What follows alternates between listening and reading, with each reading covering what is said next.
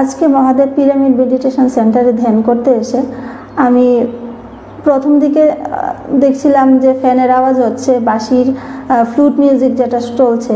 তার পরবর্তী সময় দেখলাম মেডিটেশন করতে করতে আমার শরীর হালকা হয়ে গেছে, তার সাথে সাথে সমস্ত আওয়াজ আমি আর কিছুই শুনতে পাচ্ছি না। ইভেন আমার শ্বাস পড়ছে উঠছে সেটাও আমি ফিল করতে পারছিলাম না।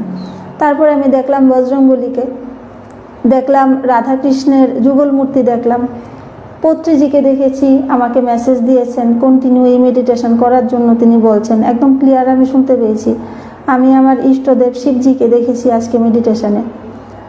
তারপর আমি এটাও দেখেছি যে একটা সিনারি দেখেছি, মনে হচ্ছে যেমন এই জায়গাটাতে আমি ছিলাম একটা সময়, একটা পাহাড়ের উপর বাড়ি, খুব সুন্দর গুছানো বাড়ি, কাঠের বাড়ি। আমার মনে হয়েছে হয়তো এই বাড়ির সাথে আমার কোনো লিঙ্ক রয়েছে, কিন্তু ডিরেক্ট আমি সেটা বুঝতে পারছিলাম না। মনে হচ্ছে যে এই জায়গাটা আমি খুব চিনি, এখানে আমি থেকেছি, পরিচিত লেগেছে।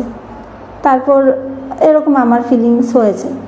তো মেডিটেশন বা ধ্যানে আসলে আমাদের বিভিন্ন ধরনের অভিজ্ঞতা হতে পারে, নিজেদের সমস্যা আমরা নিজেরাই সলিউশন বের করতে পারি।